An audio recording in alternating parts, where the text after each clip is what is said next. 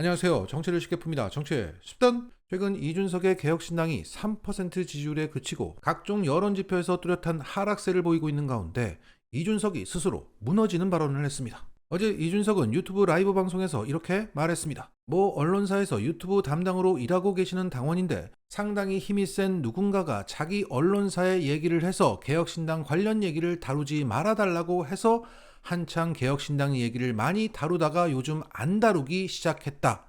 이런 얘기를 해주더라. 그러니까 개혁신당을 견제하거나 이준석을 비토하는 세력이 언론사에 부당한 압력을 넣었다는 주장을 했던 겁니다. 자, 그러면서 이준석은 이렇게 말했습니다. 나중에 내가 집권하게 되면 그렇게 압력 넣은 인간들 고스란히 감옥에 보내겠다. 그러니까 그날이 올 때까지 홍보를 계속해달라.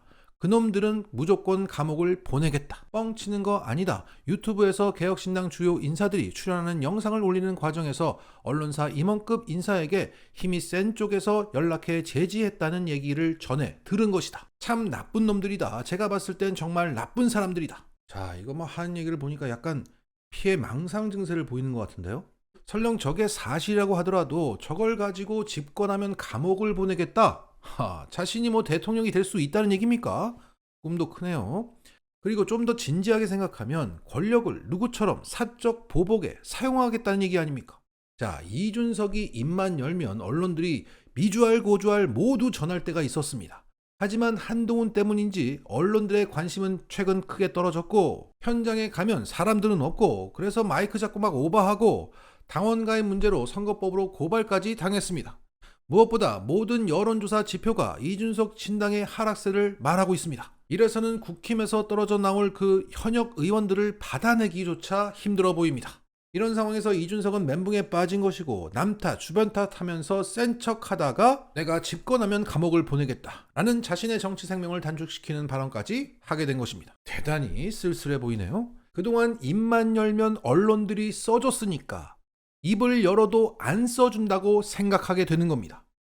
그렇게 남을 혐오하고 공격했으니까 누가 날 공격할 거야 라고 생각하게 되는 겁니다. 다 자업자득입니다. 그리고 오늘 상태가 좀 안 좋아 보이는 분이 또 있습니다. 이재명 대표의 지역구인 인천 계양을에서 뛰고 있는 원희룡이 자신의 선거 사무실이 있는 건물에 이런 대형 현수막을 건 모양입니다. 원이다. 그리고 희는 그대로 썼고 용 그림을 가져다 놨습니다. 원래는 숫자 1을 써야 되는데 그것은 기호 1번이 연상되니까 원 모양을 가져다 쓴 겁니다. 네, 잘했네요. 그리고 원희룡 이름을 걸고 개항을 위해 라는 부제도 있습니다. 자, 일단 자아비대 증세가 물씬 나고 무슨 부적 같기도 합니다. 정말 난해하죠. 당선이 목적이라기보다는 저격이 목적이다. 무슨 저주가 목적이다. 뭐 이런 느낌도 납니다. 자, 한마디로 정상적인 상태가 아니다. 다음 뉴스. 최근 이재명 대표의 준연동형제 선언에 대해서 오늘 용해인 의원은 새진보연합을 대표해서 민주당과 소수정당의 의석을 서로 번갈아 배치하자고 제안했습니다. 여기서 새진보연합이란 기본소득당, 열린민주당, 사회민주당 등 소수정당의 연합체입니다. 자, 그러면서 그는 이렇게 말했습니다. 지역구에서도 1대1로 과감하게 연합해 300석 싸움에서도 이기자. 비례연합 정당의 개혁 과제와 공천의 원칙이 정해진 직후부터 3월 초까지 속도감 있게 지역구 단일화도 추진하자 라고 말했습니다. 자, 여기에 시민들은 납득이 안 간다는 반응입니다. 최초 용해인 의원이 새진보연합의 후보를 10번에서 15번까지 앞순위 배치하고 그 다음부터 민주당 후보를 배치한다는 것에서 물러난 것은 인정을 합니다. 하지만 그렇게 번갈아 배치하게 되면 민주당 후보와 새진보연합 후보의 숫자가 똑같아지는 거 아니겠습니까? 여기에 김용민 민주당 의원이 이것을 깔끔하게 정리했습니다. 준연동제 혹은 연동제로 가자는 이유가 사표를 방지하고 국민의 지지율대로 의석수를 가져가자는 것에서 출발했습니다. 그렇다면 적어도 통합형 비례정당에서는 지지율대로 의석수를 배분하는 것이 핵심 기준이 되어야 합니다. 소수 정당의 원내 진입을 위해 일부 전략적 양보 내지는 타협이 있을 수는 있으나 지지율을 월등히 초과하는 의석 배분은 국민의 의사를 왜곡하는 것입니다. 자, 깔끔합니다. 그러니까 지지율만큼만 가져가라는 겁니다. 뭘 자꾸 맡겨놨냐는 거죠. 물론 이들이 지역구 선거에서 다 나오지 않는다는 조건이면 민주당이 조금 더 양보할 수 있습니다. 그런데 이렇게 번갈아 배치하게 되면 아예 맘먹자는 얘기고, 그러면 민주당 지지자들의 표심이 너무나 크게 왜곡이 됩니다. 적당히 하라는 거죠. 자, 협상 초기니까 그럴 수 있습니다. 하지만 이 협상 과정이 매끄럽지 않게 되면, 계속 이렇게 욕심을 부리면 결국 자기 손해입니다. 자, 용해인 의원님, 대표 입장에서 수고가 너무나 많으십니다. 하지만 잊지 마세요. 우리가 의석을 주는 겁니다. 받는 입장에서 뭐 달라, 더 달라, 볼썽사납습니다. 먼저 비공개된 자리에서 얘기하시고, 정말 불만이 있으시면 그때 공개를 하세요. 이런 식으로 심상정처럼 구시면 당신의 정치 생명이 단축됩니다.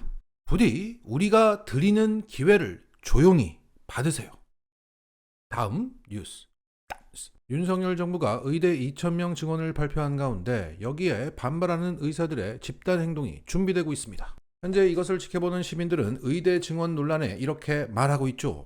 의사들이 말합니다. 지금 3,000명인데 갑자기 2,000명은 좀 심하지 않나요? 400명 하자고 할 때 했어야지.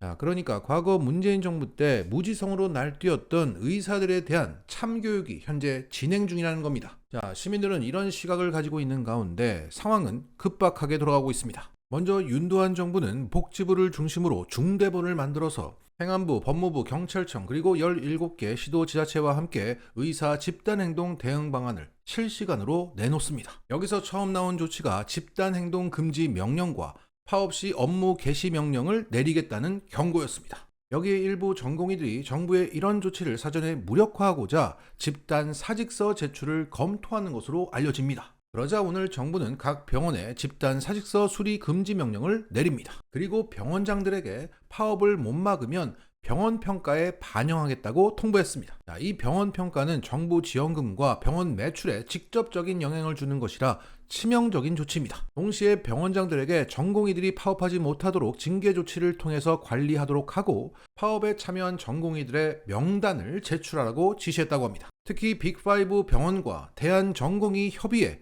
집행부가 소속된 병원에는 경찰의 협조 요청까지 해둔 상태입니다. 그리고 경찰은 집단 행동을 주도하면 체포 가능하다며 정부의 업무 개시 명령에 불응할 시에 체포영장을 발부받아 신속하게 추적 검거에 나서겠다고 했습니다. 자, 이렇게 윤두한은 전공의를 중심으로 파업하지 못하게 전방위적으로 군사작전하듯 압박하고 있는 상황입니다. 힘으로 누르는 거는 정말 잘하는 정권입니다. 자, 그런데 의사들, 특히 전공의들은 상당수가 이직으로 알려져 있습니다. 문재인 정부 때 반발했던 그 기세와 최근 발표된 정당 지지 성향을 봐도 대부분이 윤석열을 찍은 것으로 보이는데 지금 기분이 어떻습니까? 일베, 오르비 등의 커뮤니티에서 활동하면서 민주당 정부를 그렇게 악마화했던 결과가 바로 이겁니다. 공부만 잘했지 세상 물정 모르고 분위기에 휩쓸렸다가 재발등을 찍은 겁니다. 400명 하자고 할 때 할 걸 그랬죠?